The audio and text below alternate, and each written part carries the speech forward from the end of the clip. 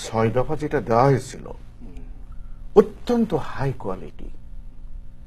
এটা কিন্তু শেখ সাহেবের মাথা নিজস্ব মস্তিষ্ক প্রসূত না, ঠিক আছে। এতে ছিল পাকিস্তানের সবথেকে বড় সিএসপি অফিসার। মনে রাখবেন, পাকিস্তান ক্যাডারে যখন পরীক্ষা হতো সবথেকে ফার্স্ট ক্লাস ফার্স্ট করতো বাংলাদেশের ছেলে পেলে। আমাদের সিএসপি বলতে ইপিসিএস পুরো পাকিস্তানে, সিএসপি হলো central all over. Civil service of Pakistan. Ruhul Kuddus CSP, যেটা বঙ্গবন্ধুর চিফ প্রিন্সিপাল অফিসার ছিলেন স্বাধীনতার পরে, মুজিবনগর সরকারও ছিলেন। Doctor Nurul Islam from Chittagong, planning commission, Pakistan planning commission, one of the founder. Rahman সোবান অর্থনীতিবিদ। Doctor Anisur Rahman from Harvard university. আরো 5-7 জন, এরাই এই জিনিসটা তুলে কারিগর ছিল এরাই আর কি। তখন বলা হতো যে শেখ মুজিবের, সাধারণ মানুষ তো বোঝে না যে দুই দেশে 2 ফেডারেল রিজার্ভ হয় কিভাবে। আপনি কি জানেন এখানে 12টা ফেডারেল রিজার্ভ আছে, ইনক্লুডিং নিউ ইয়র্কে একটা আছে, ওয়াল স্ট্রিটে, ওয়াশিংটনে আছে মেন। স্বাগত ফাঁকি দিয়ে আপনার ইয়ের জন্য 6 দফার উপর আমি এটা লেখা লিখছি পত্রিকায়।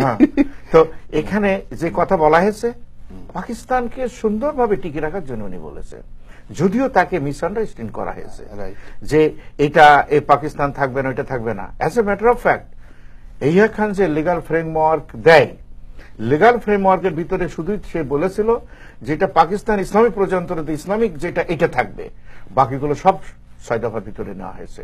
যতগুলো আলোচনা হয়েছে জুলফিকার আলী ভুট্টোর সাথে, ইয়াহিয়া খানের সাথে, ঘন্টার পর ঘন্টা।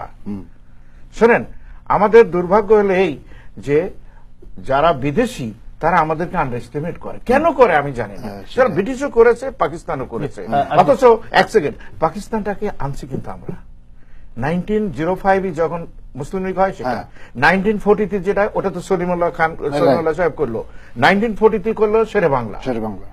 1956 যে যুক্তফ্রন্টের সরকার আইলো, পাকিস্তানের গণতন্ত্রের কি বলতে হয় এটা সরহদি সাহেব যুক্তফ্রন্ট করছেন, যেখানে বঙ্গবন্ধু তার অংশগ্রহণ। তার মানে পাকিস্তানকে ফুলে ফুলে সাজানোর দায়িত্বটাও আমাদের ছিল।